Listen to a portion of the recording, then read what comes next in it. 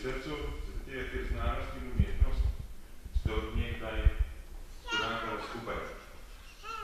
To v veliki meri velja še posebej za medij fotografije. Tamle gospod Marjan Smrke, jaz mislim, da je, jaz njegove delo poznam približno 45 let. Mislim, da je bil eden prvih, ki je to javno pokazal, da znanost in umetnost morata skupaj delovati. Po današnjih 4 prosim.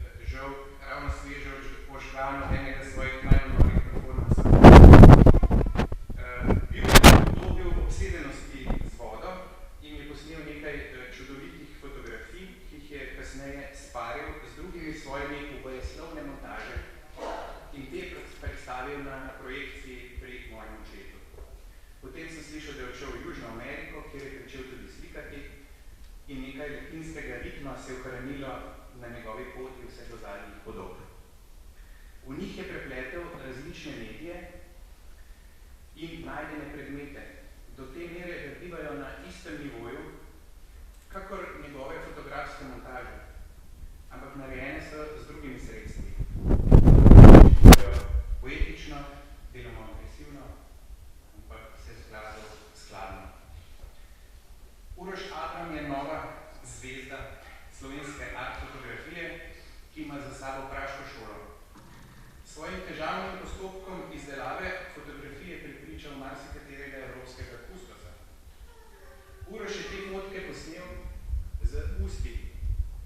Toda ne zato, ker je bil tetraplegik, ampak ker meni, da je digitalna, kar vodi v poetični razplet, ki ga lahko vidite na steni.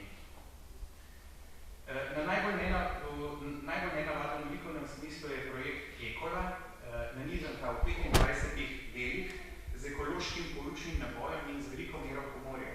Predvsem pa svobode pri likovni interpretaciji besedila, ki ga je govorila voditeljica Ana Marija.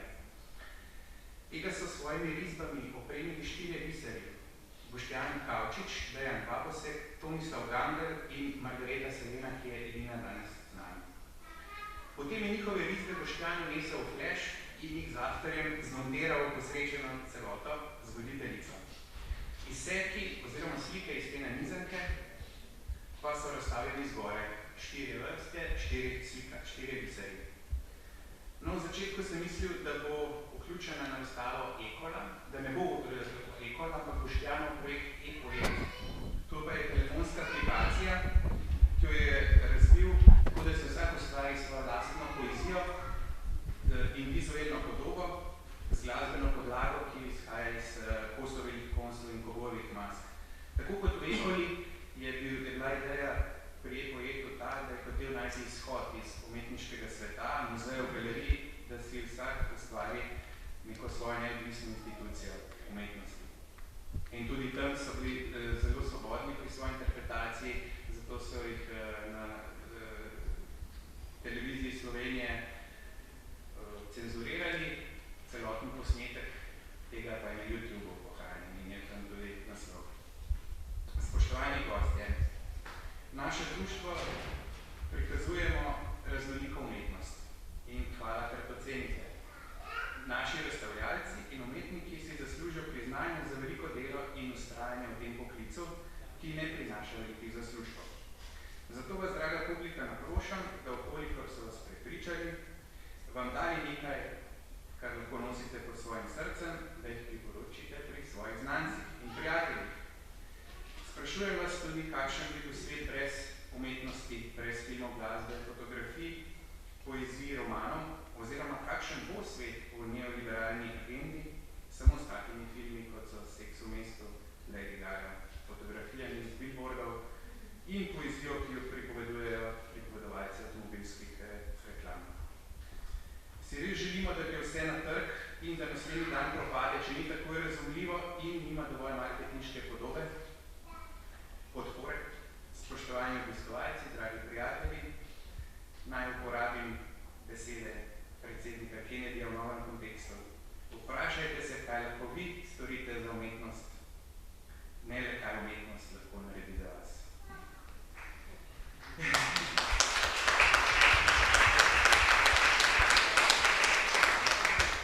Torej, kdaj je nuja po novem telefonu ali novi tablici in kdaj bi lahko ta počakala kakšno leto, namesto od tega, da bi sebi podarili nekaj duševne hrane. In nenazadnje tudi, kje v vašem mestu bi radi videli več javne umetnosti, oziroma ali ste zadovoljni s to, ki jo trenutno gledate v Stari Ljubljani in pred novimi stavbami. S to aktivistično mislijo je današnja razstava odprta in najudarniškega naboja ne splahne vino, ampak naj ga utrdi odločitvi za drugačne poti. Hvala.